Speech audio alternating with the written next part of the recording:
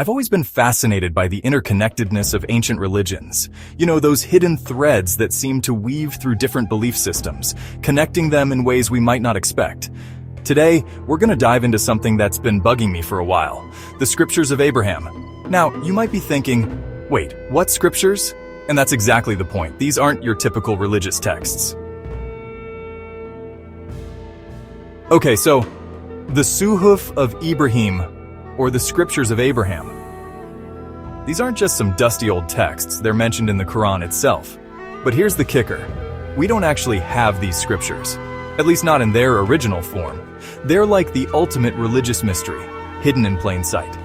Now you might be wondering, if we don't have them, how do we know what they said? Well, that's where it gets interesting. See, traces of these teachings might still exist in oral traditions and symbolic practices across different cultures.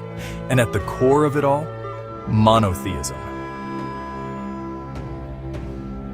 But hold on to your hats, because the rabbit hole goes deeper. You know the Vedic Trimurti?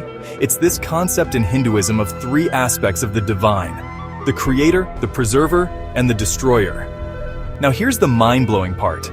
Abraham's description of God's functions, it lines up pretty darn closely with this idea, and it doesn't stop there. Let's consider the symbolism of four faces. In Islamic tradition, there's this angel called Malik al-Maut with four faces. In Hinduism, you've got Brahma with four faces. Both represent omniscience and the ever-present nature of death. Coincidence? Maybe. But it's one heck of a coincidence, don't you think? Now let's really blow your mind. The Quran talks about the people of the book. Not just Jews and Christians, but also Sabians, Magians, and Zoroastrians. And get this, there are echoes of Tawhid, the Islamic concept of the oneness of God, in Zoroastrianism. It's like finding Easter eggs in a video game, but for religion. But here's the real kicker. What if Islam isn't just another religion? What if it's the religion?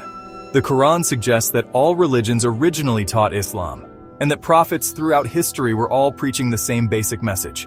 It's like saying that all music genres ultimately came from the same root. Mind-bending stuff, right? And you know, it's not just about the big ideas. So what does all this mean? Are we all just worshiping the same God in different ways? Is religion more interconnected than we thought? I don't have all the answers. But I do know one thing.